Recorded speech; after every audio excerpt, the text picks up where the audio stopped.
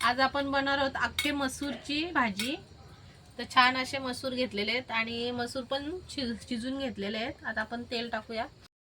आता कांदा टाकूया, टाकते चमचावर, मिक्स करून घ्यायचं। टाकायचा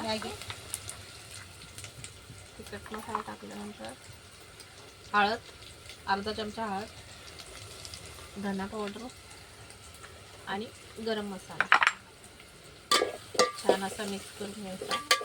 चांगला शिजले आता, तर तेल चांगला सुटलेले। आता आपण त्याच्यामध्ये मसूर टाकूया।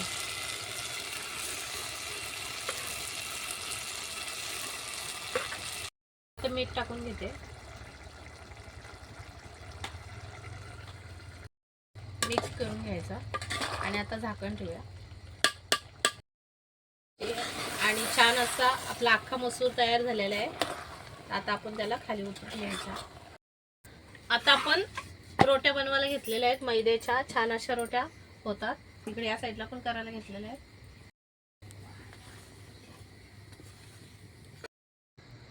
आज आपले अख्खे मसूर छान असे चुलीवरचे आणि रोटी बनवलेली आहे।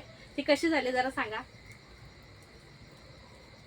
थांबा आता सिटूला जरा भाजी घ्यायची। सिटू कशी झाले? छान झाले। तिकडे सांग छान झाले ना?